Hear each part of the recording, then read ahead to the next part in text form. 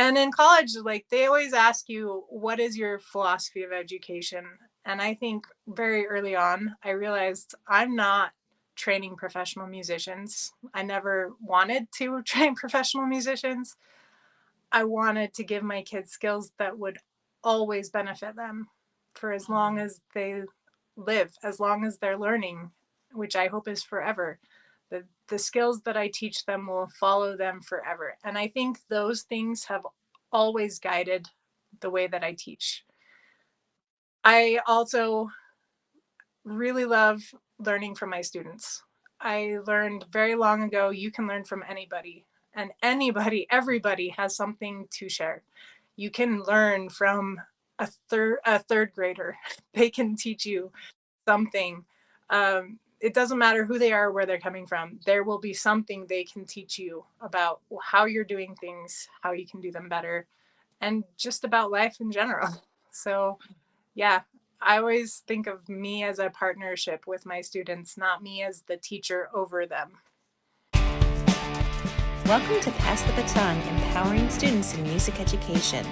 Here, we amplify the voices of music teachers around the world who are passing the baton and creating environments where the music students are empowered. Together, we can help students transform from passive consumers to vibrant creators.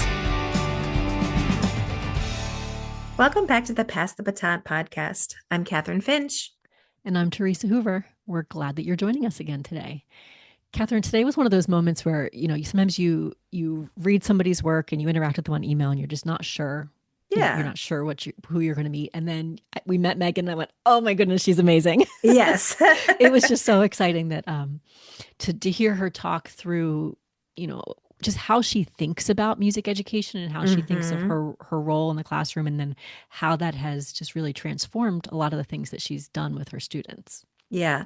I feel like I've had an administrator, many actually tell me like a reflective teacher is kind of the teacher you want because, as somebody who's always continually thinking, they don't know everything. They're, want to seek feedback from their peers, from their students, and she's a good example of that. Like just how much work she's done by reflecting in what she does, Yeah. And like when she talked a lot about some misses, right? Like, it didn't really work out, but like it was still valuable to do the experience, try it. Yes.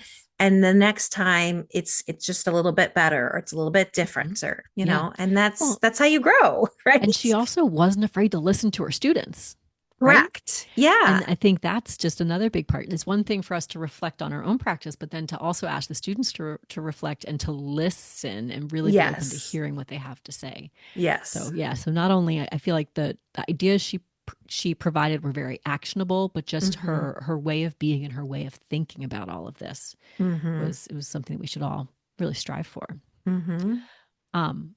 Before we, continue, I want to make sure everyone knows that as of now, the registration for our summer course through Vandercook College of Music, the Pass the Baton book study registration is now open. So if you're looking for some summer graduate credits, this is a really good opportunity. Yeah, I feel like it's a great time whether you've read the book already and then you're rereading it with us or just reading it for the first time. It's just a great time to meet with other music educators and reflect on your work.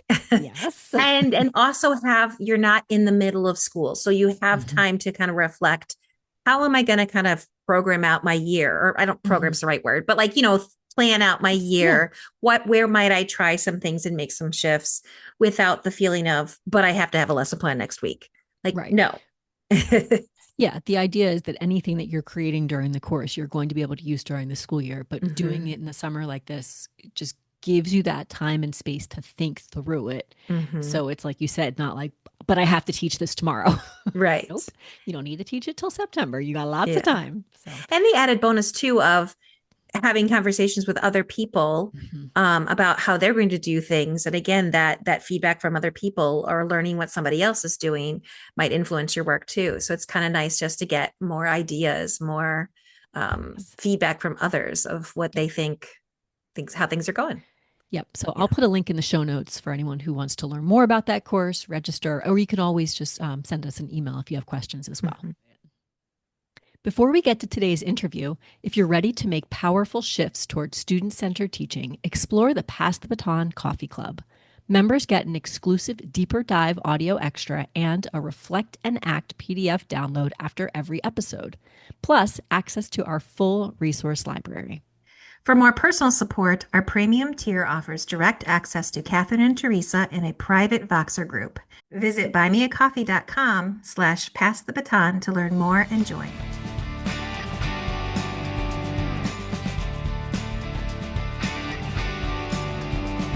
All right, welcome back, everyone. We're glad that you're here, and we have a fun guest for you today, somebody we were just meeting today for the first time. Welcome to Meagan Thorup. Hi, Meagan. Thanks for being here. Thanks for inviting me. I'm excited. Of course, of course. Could you start by just introducing yourself and telling us about your background and role in music education? Yeah, for sure. I am located in Utah. I've been teaching. This is my 16th year of teaching. I started teaching at a charter school. So it was K through 9. I taught band and orchestra and choir, plus Spanish. I actually taught Spanish for 10 years. Wow. Started at the charter school. After 3 years, I switched to a high school, and mostly wanting to focus on music. That was my thing, was I wanted to do orchestra, and that gave me the opportunity to do that. So I switched there, taught orchestra, AP music theory, and Spanish, and continued to do that for another 6 years, and then switched schools so that I could become full-time music. And now I am at a Mountain Ridge High School in Harriman, Utah, and I teach 3 classes of orchestra, 2 guitar classes, AP music theory, and music 1010. No more Spanish, which is really great for me, but yeah, a lot of variety in music, and I've taught all different grade levels from elementary up through high school. So yeah, well, the job sounds fun, but also busy. It's a lot of different things. It is. It's really busy. And I also do a lot outside of school. I also conduct a community orchestra. I'm really involved in community music. That's something that's really important to me. So I play in orchestras. I conduct orchestras. I do a lot of orchestra things. Yeah. Yeah. Oh, that's great. But I think it's fun to have those things outside of the school day where we really get to just feed our personal musicianship. That's great. Yeah. Well, what drew me to you originally was I found some stuff that you had written about composition and just kind of different ways of thinking about student musicians. A lot of times when we're thinking about ensembles, the focus goes to just performance. We think about the concert, right? But I'm reading these blog posts where you're talking about incorporating music composition into your orchestra classes. So what encouraged you to go in that direction? That's something that really isn't a short answer. And it's something, like, I've been teaching for 16 years. It's probably started before that, because when I was in college, I actually heard of some teachers in my area that were doing some composition projects. One particular teacher was doing a project where he had silent films and had his students write the score for the silent film, and then they would perform that on their concert. And that was brand new to me. I'd never heard of that before, but it sounded super fun. And so I tried it a couple times. At the time that I tried it, I was working with more elementary age students. So it was more just like sound effects, like what was this mic? Let's see if we can make something on our instrument. And it was a lot of work, honestly, semi-successful, but not as successful as I wanted it to be. And it was just so much work for me as the teacher that I kind of left that to the side. But it was something that I kept coming back to, especially because in our core standards, in the Utah state standards, create is one of the core standards that we're supposed to do. So every time I would talk to the other orchestra teachers and we would try and go through the standards and say, hey, what should we be focusing on? What do we want to assess? We'd get to create, and everybody would always say, oh, we don't have time for that. Forget that. We're not going to do it. Just ignore that. That's not one of our power standards. We're not going to focus on it. So, I mean, part of me was like, well, yeah, I get that. If you don't want to do it, we don't have to do everything. Let's not worry about that. But I kept coming back to, like, this could be really fun. This could be really good. And part of me, my goal for my students is to always encourage them to do music after they graduate my class.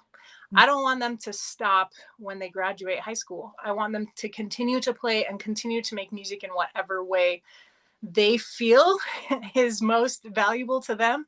And for some of them, it's playing. For some of them, they come back and they play in my community orchestras, or they go on to college and they study music. But for a lot of them, they don't. And I wanted them to have some way of creating music, even if they don't continue playing their instrument. So for me, creating was something that I wanted to continue. I just couldn't figure out the right way to do it. And I did try some other things at the time. Like, I'm talking like 3 or 4 years ago, I was learning how to improv myself, teaching myself to improv. I started taking composition lessons, and I thought, this is actually a lot more fun. I was really intimidated by composition, but then taking lessons, I was like, hey, I can actually do this. This is kind of fun. And so I did a couple of things with my students where we tried to learn improv in class. And of course, me, classical trained violinist, like, I don't really improv, but as I was learning, I was trying to do it with my students. As I was learning composition, I thought, hey, this would be really great with my students. We tried a couple different projects with collaboration with the drama teachers, where they have a unit where they create a skit based off of a Greek myth. And I thought, well, maybe we could collaborate and have my students write a soundtrack to their skit. That, again, mixed results. Some students loved it, some students hated it. And yeah, so I just was going through this process of how can I incorporate this key piece into my classes? How can I do it well? And I think the turning point really came about 2 or 3 years ago when I went to the ASTA National Conference. And I was going to all of these sessions about improv and composition and creating things in class. And all these presenters were saying things like, your kids will love it. Just create improv. Your kids will love it. I was like, mine don't. They really don't. In fact, I've had students tell me, they walk into class, look at the schedule. If there's not improv or composition on there, it's a good day. So, they really didn't. And they didn't love it. And as I was sitting through all these sessions and getting all these really great ideas and just thinking, how can I make this useful? How can I inspire my students to actually like this stuff? Because they don't. I got a lot of good ideas there. And I took a lot of what I had learned from my past experiments, and I came up with a process that I think actually does work. And I knew it worked because at the end of the year, when I asked my students, I always do a survey with my students where they get to say what they liked, what they didn't, what was most important to them through the year, all of that. And a lot of the students at the end of the year at that survey, the thing they were most proud of was the class composition. And the comments I was getting back was, I didn't think we could do this. It was really cool that we came up with something together. It felt like I could do something and contribute to something.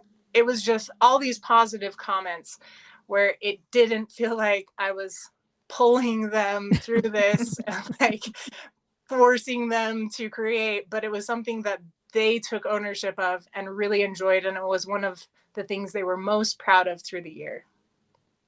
That's awesome. There's so many things that you're saying that I appreciate hearing. And first of all, it was just like the honesty of like the kids didn't like it because sometimes I think we're afraid to admit that sometimes we try things and we find out they didn't like it. But the fact that you kept going back and kept experimenting and trying to figure out what was going to be the thing that drove your kids, because not every group of students is the same. Just because it works for one presenter somewhere doesn't mean it's going to work in every classroom. Yeah. So that's such a valuable thing to remember. But yet, as music teachers, we also know the value of creating. Like, we know why, and that's why it's part of the standards, because it is so important. So I love that you kept just experimenting. And I think it's going to become more and more important. Like, as we get to the point where we're in the world of AI music and like, to be able to create something that is your own, that is personally your own. And I know a lot of people are creating with AI now, but I think just beyond that, to understand the basics and to be Mm-hmm. able to say, this is something I made myself. I think Yeah. that's going to become more and more important as we go into the future, for the Yeah. students' sake, for their own personal like feeling of worth, but also just as a world, just to say, hey, we still create things. We are Mm-hmm. human and we still create. Yeah. Well, can you walk us through one of the composition projects? Uh, Yeah. yeah. So as I was thinking about how I could make this manageable, one of the things that I learned pretty early on, I guess I should say, with my AP Music Theory class, we actually do a benefit concert at the end of the year, which I've done for the Okay. last 5 years or so, where they put on a recital that is completely their own compositions, all of their own Oh, compositions. And they use that to benefit some local charity. It's a project that we've done for a while that they really enjoy. But I've learned a lot from that. Like working with the students, I learned through working with my AP Music Theory students that writing melodies is hard. And I don't want to take the time to learn how to write a melody with my orchestra students. So the first step was I chose a melody for them. We took just folk melodies. Fiddle tunes work really well. Folk tunes, something familiar to them that is very harmonically basic. Like you don't want to go through three key changes. That's not where you yeah. start. Start with something that can be harmonized with ones and fives. Like that's great. Mm-hmm. And then when I chose that melody, I taught it to them by rote. And I've actually done this project several times now. I have done it where I've given them a piece of paper with the melody written out, but I prefer to do it teaching them by rote because I think it helps them to understand the melody in a different way. They have Mm-hmm. to think through it. Where am I putting my fingers down? What are these intervals? Like it's a different way of experiencing the music. So I prefer to teach it by rote, but I understand that every group is in a different place and sometimes it may work out better to give it to them written down.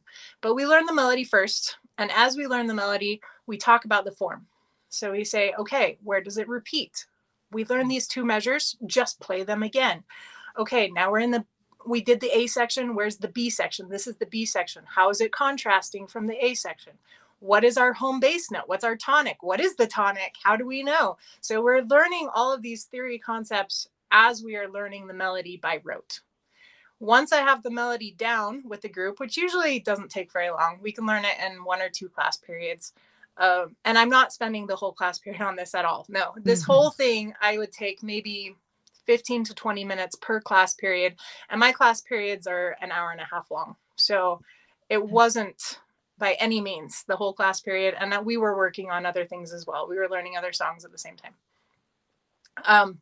But we would go through the melody, learn the melody. The next step is to take the tonic and show them how it works on the circle of fifths. So the circle of fifths, I actually like to call the chord clock because I don't think of them as like fifths or notes or scales. I think of them as chords. So we find C, say your melody's in C major. C is at the top. Okay, what chords are on either side? We've got F and we've got G. C, F, and G are going to be really great notes for writing a bass line. So let's write a bass line. First measure, let's play that. Does C sound good with it? Does F sound good with it? Does G sound good with it? And we go measure by measure, figuring out a bass line that sounds good. And then I practice playing the melody and the bass line together. So we write out, okay, first measure, we're playing a C. The next measure, we're playing an F. The next measure, we're playing a G. You know, we're going through it. And I have half the class playing the melody. The other half of the class is playing the bass line. We experiment with the bass line. How can we make it more interesting? Can we add rhythms?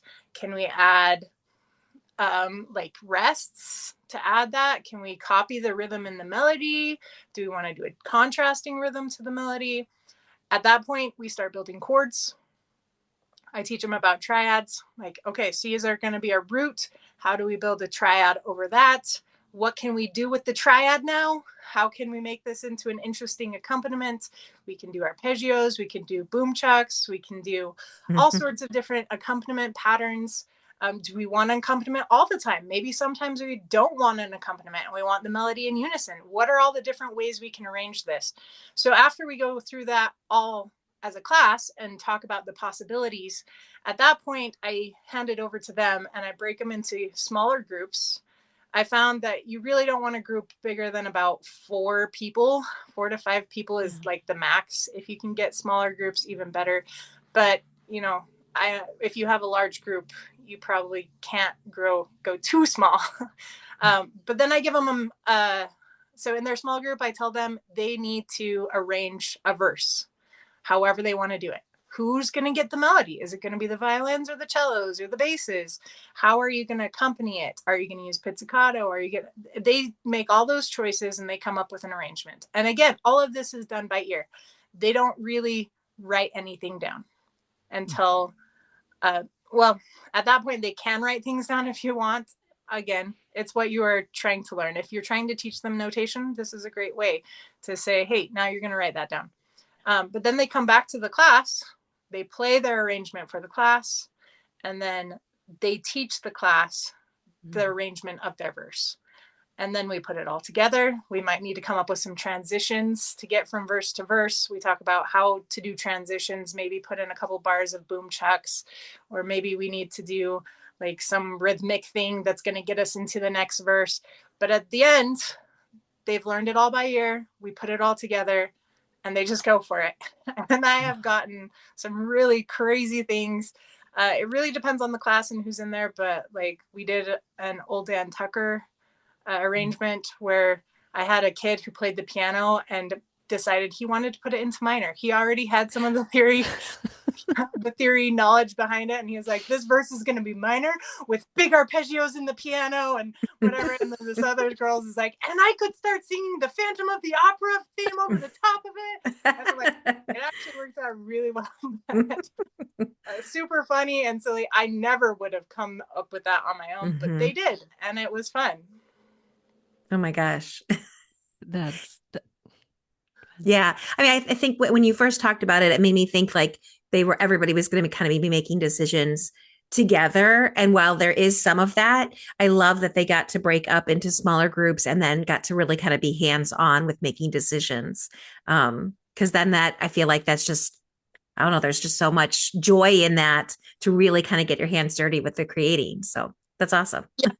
Oh, I should bring up one of the things I found after doing this a couple times is it does help if as a class you kind of decide what the flow of the piece is going to be.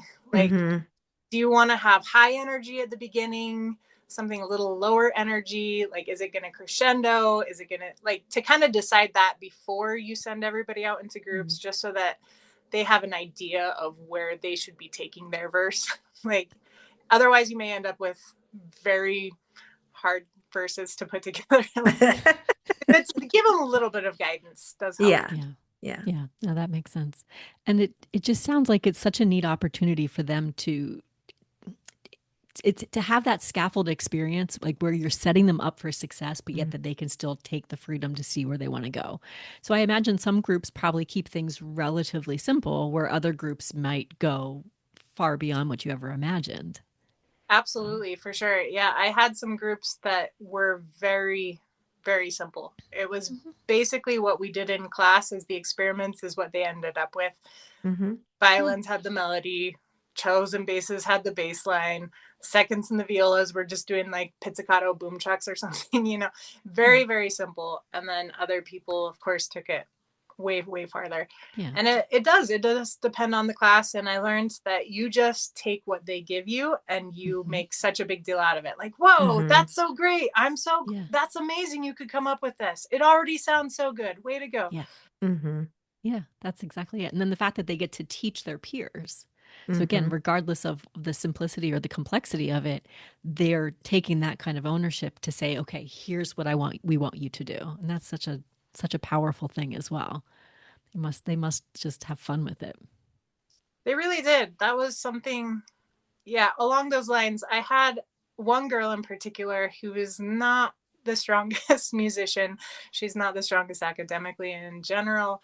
But when we started the project, she was kind of unsure. She was like, I don't know if I can contribute. I don't know if I can do anything. And then with her group, she had all these ideas that she would just throw out. Well, what if we did this here? She didn't know how to like put it into actual performance, but she had the ideas. And then the other students in her group would be like, oh yeah, that's a great idea. What if we did it this way? And then they'd play through it. And she's like, yeah, that's exactly what I meant. And then at the end, when I talked to her, she was like, yeah, I didn't think I'd be able to contribute at all. But like, oh, so much of this is like me, and this is what I created, and I came up with these ideas. And so even though she maybe wasn't the strongest player, like, the fact that she felt like she could contribute and part of that song was hers, like that was cool. That's huge. And that came from working with a group. Whereas if everyone was doing their own compositions, which is also valuable in some contexts, she may have been really felt lost, right? But to have the other people to work with, that's so valuable. Oh, that's neat. Is there anything else that the students have like taught you through the composition process that that you weren't expecting, or is anything that just was like I don't know, like an unexpected benefit that's come out of this? That's tricky because I really think almost everything I know about teaching has come from my students. Like, forget college. Just like talk to your students. They'll tell you how it is, and you'll have to get better one way or the other. So definitely learned a lot from them just through the process of what works, what doesn't. How can I make this something they enjoy instead of something that I'm forcing them to do? I think also just seeing the different strengths of students come out in different ways. There were students that I had no idea were so into composition, and then they just latched on to this. Like, I tell them we're going to do it all in class and don't go out of the way. And then we'd come back the next class period, and I had a student who like had written out the entire arrangement on music notation software and like had everything. Like, how did you even have access to these things? Like, just the strengths of different students, learning that groups. I'm one of those people who actually hates group work. Like, do not put me in a group. I've never had good experiences with group work. But to see that it can work, and actually that it can be really beneficial if you set it up in the right way, where everybody gets to contribute, everybody gets a chance to be successful. And then just seeing their creativity, like, it went a bit above and beyond what I expected. Having already done some composition and improv projects before, just seeing how much they were able to take and make it their own kind of blew me away. It was way more than I expected it to be. That's awesome. And to think, like we were starting at the beginning, a lot of people just focus on performance. But yet when you give them those opportunities, it's so fun to see what happens. I remember when I was teaching middle school, I think it actually might have been like during pandemic time, we had Note Flight, and the students had some little composition things, and I would, assign little composition exercises and whatnot. And I remember once going into a student's account, and I saw probably 100 different files where he had been like just in there making things, because just, I think that it sparked something. Something was like, oh, this is really fun. And I love that. Yeah, for a lot of students, it is really fun. I did the same thing during the COVID years. Yeah. We tried to do some of those composition things. And a lot of the students, they did what I told them to do, and that was it. But there were some that took it and ran with it and just came up with so much on their own. And I've realized a lot of the students that I have now are really into making their own videos, and they want to create their own soundtracks for their videos. And that's a motivating factor for a lot of them, is they do really want to learn. They want to learn how to compose. Yeah. They just haven't really been given the skills. And sometimes just the opportunity, right? Yeah, and the opportunity. They might have the skills and not realize it. I think there is so much power in like demystifying that whole process, and then also seeing like, my friend can do it, I can do it too. Like just the power of just amongst each other. So that's just helping them realize like it's not this super big hard thing that you have to get a doctorate to know how to do. So. Right, and start really simple. That's the other thing is, I think a lot of times we overestimate what it takes to write a good composition. Yeah. you can start making music from square one. Like, you don't need that much. It's just like, okay, how do we get you to the next step up? Yeah. And how do we get Mhm. you there? And just making it accessible instead of saying, and now you need to know all these chords and all these scales, and now you need to know how to make it. Like, there's so much you could get into. Just keeping it manageable and accessible, and one step at a time, moving up. Mhm. But you're making music even at the lowest levels. You really are. Mhm. Mhm. Yeah. Well, I want to shift gears just a little bit because, something you said before at the beginning, you were talking about, why composition, and it had to do with this idea of you wanted students to go out in the world and be independent music and just independent musicians. And when I was, going through some of your various blog posts, one of the things I noticed you talking about was getting kids to be able to practice and be able to hold themselves accountable and just work in that respect as a musician. And you were talking a little bit about accountability partners even. So I guess, can you tell us a little bit more about that? I mean, again, we know it's going towards independent musicianship because that's always that lifelong goal. But how did you think about practicing and whatnot in this respect? Again, this is one that is not an overnight answer. This is a long time coming. Yeah, but And I all of think this stuff is that a right? long time. It is. It is. I think all of us need to keep in mind that we are constantly developing as people and as Right. teachers, and we are Right. always learning. And if you ever stop experimenting, then you're in trouble. You got to keep trying and just seeing what works. So for me, I was kind of, as a teacher, was raised and taught that practice assignments are bad, practice logs are bad, people just lie on them, they're no good. And so that's how I started teaching. I started with the idea of, no, I'm going to encourage my kids to practice, but I'm not going to make them accountable for it. I'm not going to hold them to that. Mhm. And after teaching for, I don't know, 5, 7 years, something, my a parent made a comment where they said, I wish that you did practice logs, because then I'd be able to hold my student accountable for their practicing. Mm. And because it came from a parent, it made me think, maybe there's something to this accountability piece. Maybe the practice assignments do need to happen just to keep them accountable. Like, forget about like putting it on the grade for how many minutes you practice or whatever. We just need to let them know it's important to practice. Mhm. If you're going to be part of a group, you need to take responsibility for yourself to learn the music and to make sure you're contributing to the group. So I started that very long process of figuring out what works.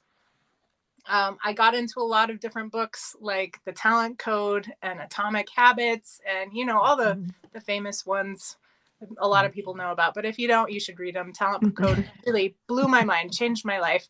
Um, Atomic Habits, same thing. I was reading Mhm. through these books and learning these concepts, and I was thinking, why didn't I learn this earlier? Why did nobody teach me these things? Like, I could have been such a better musician if somebody had just taught me how to practice. Yeah. If somebody had just explained to me how learning works. Like, why did nobody do this? And I had great teachers. I Yeah. practiced a lot as a student, but I feel like there were so many things in these books that I was just missing. And I wanted my students to have that. Again, for the same reason, I want them to continue through life being able to teach themselves stuff, whether it's Mhm. music, whether it's coding, whether it's learning a new Yeah. sport or whatever. Like, they need to know the skills of practicing Yeah. and the skills of developing skills. And so I actually came up with a curriculum for practice assignments that goes it's grown into something that's actually several years long. I've been working with the middle school teacher on it, and now we have practice assignments that go from like 7th grade up through high school, Love it. whatever. But these practice assignments are not what most people think of. They're all about practicing a skill or experimenting with something or reflecting on something or trying a new activity with the goal that you learn how to learn. And a key part of that, I think, for everybody, no matter what you're trying, is accountability. It really is a key point. And if you look around at just society in general, we have a lot of ways of keeping ourselves accountable, Mhm. whether it's running groups or weight loss groups or 12-step groups for addictions. Like there's so many ways Yeah. of holding yourself accountable. This is really important, but you don't have to join some of these big groups. You can set up accountability for yourself. So with my students going through this practice curriculum for years and years, by the time they got to my top group and they were juniors and seniors, they knew how to practice. Like they had been through it multiple times. They knew how to set up their practice environment. They knew how to get rid of distractions. They knew all the practice strategies that you can use to learn a piece of music. So I didn't want to have to go through that again with them. They didn't really need it at that point. Most of them were practicing pretty effectively. The problem was I wanted to keep them accountable. That was the main thing, is I still wanted them to feel that key accountability thing. And the other part was, as I was developing this practice curriculum, I realized I haven't always used accountability partners myself, and I don't necessarily know the best way to use an accountability partner. So I came up with these different activities to have the students practice using an accountability partner in different ways. So sometimes they would be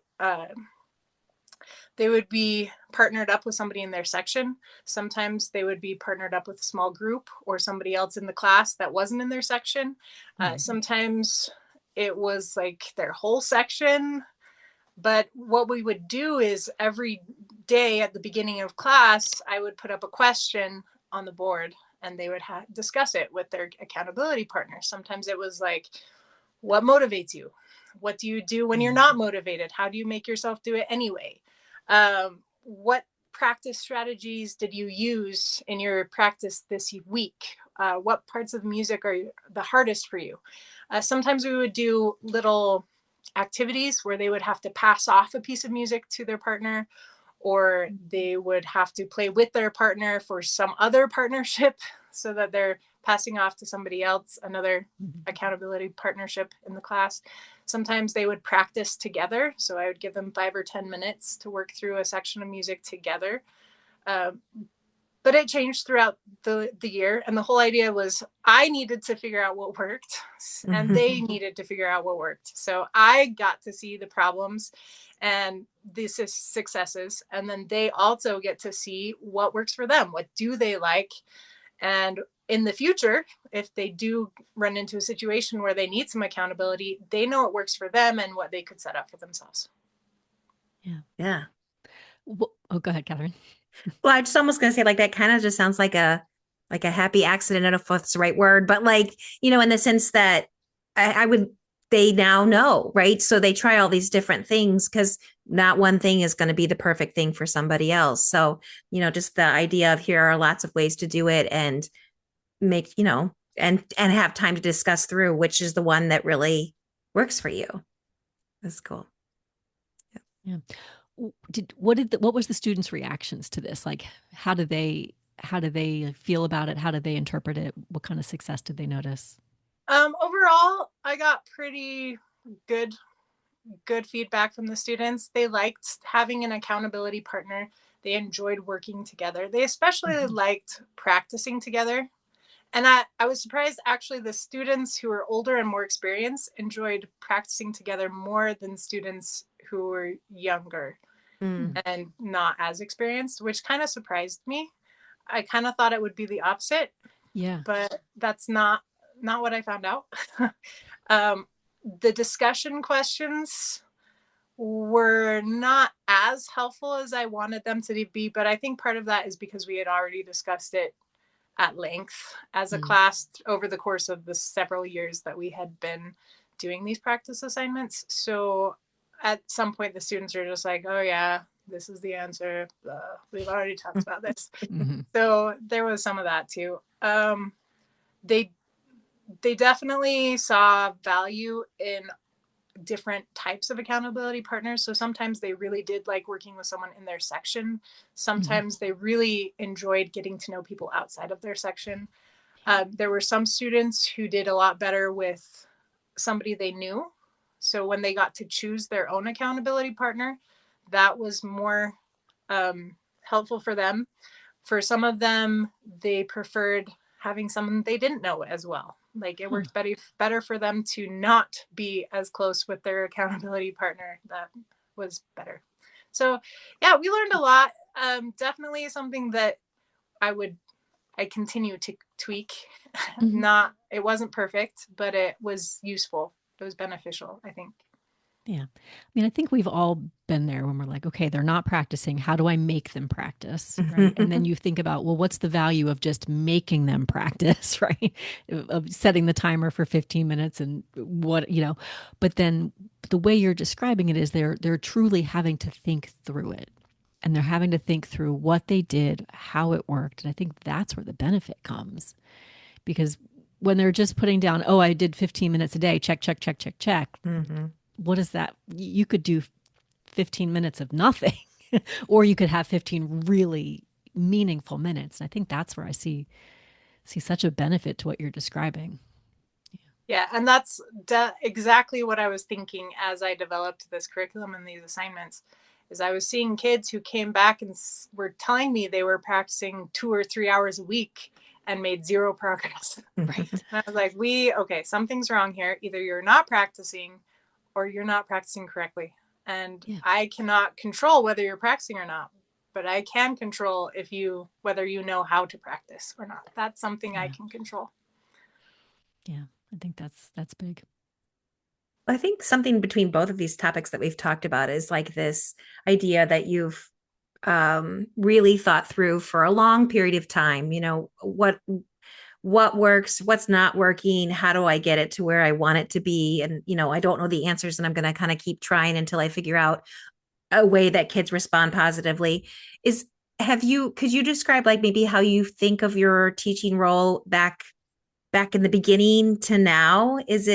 Do you consider it different of how you go about instruction with kids? That's a really great question. Um, because I think if I have changed, it's been so gradually that I don't necessarily know it. I think I have two strengths. Well, I don't know. I think one of my strengths is that I never assume that I am correct, and I never have. I always try and learn from others. And number two, I love challenges. I love trying new things and experimenting. And that has always been true of me. So I think those two things have really guided where I come from. And in college, like they always ask you, what is your philosophy of education? And I think very early on, I realized I'm not training professional musicians. I never wanted to train professional musicians. I wanted to give my kids skills that would always benefit them for as long as they live, as long as they're learning, which I hope is forever. The skills that I teach them will follow them forever. And I think those things have always guided the way that I teach. I also really love learning from my students. I learned very long ago, you can learn from anybody, and everybody has something to share. You can learn from a third grader. They can teach you something. It doesn't matter who they are, where they're coming from. There will be something they can teach you about how you're doing things, how you can do them better, and just about life in general. So, yeah, I always think of me as a partnership with my students, not me as the teacher over them. Yeah, I love that. I think that's the idea that so many of us need to, and many of us do, but embody, is this idea that we're always learning, and there's always room for new challenges and just new things. So I love that. So when we wrote the book Pass the Baton, one of the things we did at the end of each chapter was include a list of something to try tomorrow. We were trying to find these like small actionable ideas that the readers could just give it a go in the classroom. And we found that doing that on the podcast has also been really, really beneficial. So if you had to suggest something that the listeners could try tomorrow, what would you give them? Yeah, so I've been thinking about this and I actually came up with some ideas, but as I've been listening to you and having this conversation, I came up with a different idea. So I'm Love it. We'll take them all. so, so my first idea that I just came up with that I actually think is very beneficial is to do an anonymous end of year survey, or you could do it right now. Yeah. Survey for your students. Think about what you see as problems in your classroom and ask your students about it, and then switch it and ask them to give you feedback on things. You have to be really strong. Like, you have to steel yourself for this, because I've done this every year for as long as I've taught, and I get some pretty honest and blunt and sometimes hard to deal with feedback from my students. But that has really benefited me more than anything as far as developing as a teacher. So making it anonymous so that they feel like they can say whatever they want. It doesn't go on their grade. I'm not going to hunt them down. And then just steeling yourself and being okay with whatever they say. Because, yeah, sometimes it's like, oh, wow, I had no idea that's what they felt. I had no idea that's how they perceived me or my class. Like, that's hard to deal with sometimes. The other thing I would say is the second idea that you could take tomorrow is to give the students something that they can take ownership of. Anything. So I know a lot of teachers give out bowings. I teach orchestra, so everything I do is orchestra related. But like bowings, everybody gets the same bowings. You fix the bowings. They're at the beginning of the time you're learning the piece till the end. You just have the bowings. They're already given to you. But instead of doing that, this is something that students can decide for themselves. So find a measure where the bowing's not working and say, okay, this isn't working. How should we fix it? I'm not going to tell you. You decide. Tell me how we should fix it. And then let them discuss amongst themselves and make a choice. And whatever they choose, let that be the thing. Like, even if you don't agree, let it be. Like, especially if you don't agree. Yeah, especially if you don't agree. If you give them the responsibility to discuss and make a choice, then you have to let them take the accountability and the responsibility and own up to that choice. Like, that is their choice, and you let them have it. So those are my two things. Yeah, I love that. I think it's great and perfectly actionable for tomorrow. So that fits the bill. Well, thank you so much for being here with us today. It's really been wonderful talking to you. And how can people contact you or learn more about your work? Yeah, so as you found me, I do have a blog.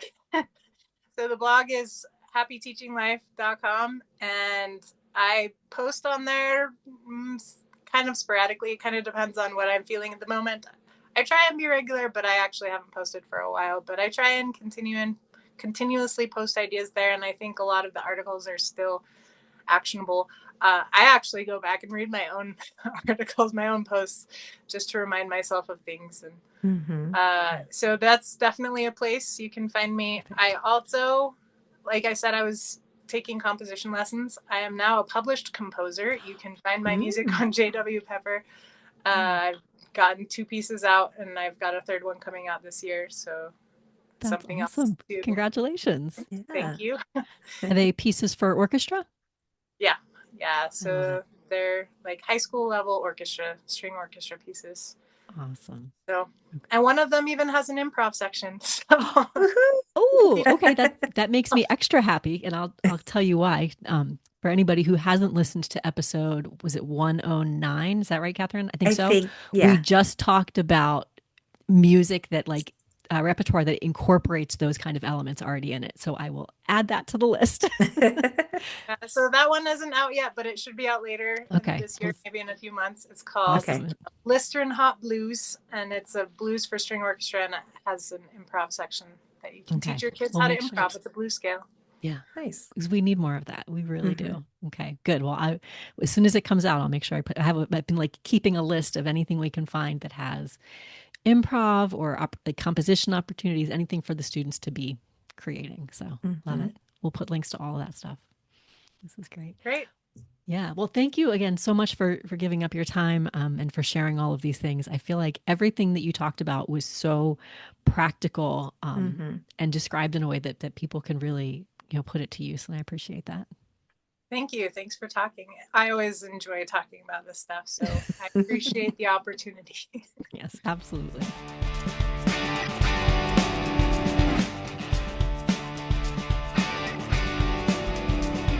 Thanks for joining us.